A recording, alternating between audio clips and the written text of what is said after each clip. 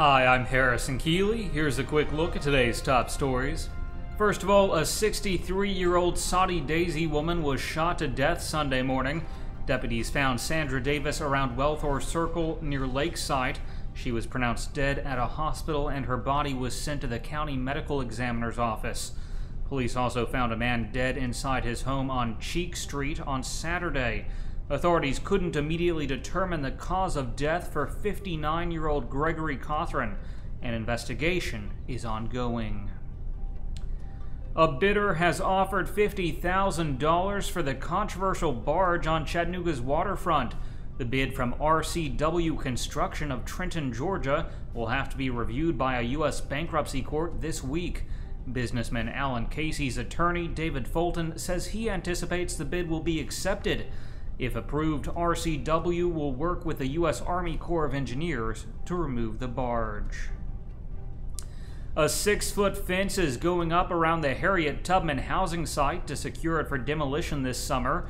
The City Council is spending about $40,000 on the fence to help keep people from getting in. Area residents report that at least some of the people now sleeping in the development used to live there and just have nowhere else to go. A man is dead after he was hit by a truck while walking along Interstate 24 in Marion County over the weekend.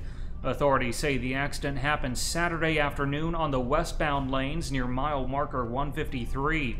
WRCB reports the man was hit by a pickup truck after walking out of the median into the left lane. The Tennessee Highway Patrol is working to confirm the man's identity. Enzos Market, a grocery store on the south side, is closing down this week. In its place, owner Daniel Lindley plans to open a new concept called the Grocery Bar.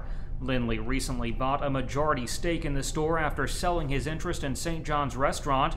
He says the Grocery Bar will include house-made pantry staples, a chef-curated grocery selection, and plenty of bars: a juice bar, coffee bar, butcher bar, cheese bar, and pizza bar, to name a few.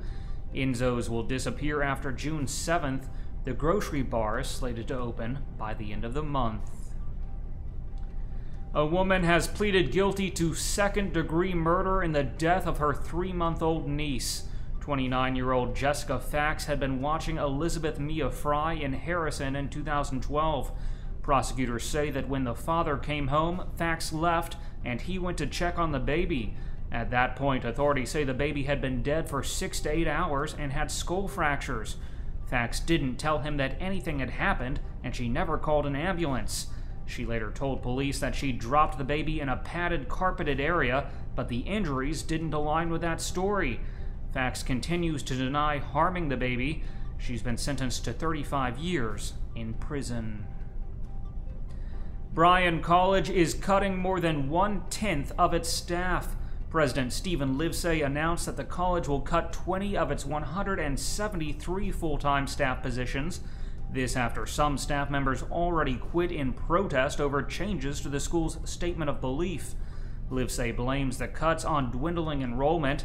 He says the college is facing a projected enrollment decline of 100 students. The president says he and other top administrators will be taking a pay cut. In addition, he's downsizing the executive cabinet and halting contributions to staff retirement accounts. Last year, the college reduced athletic scholarships for incoming students and moved some faculty to part-time status.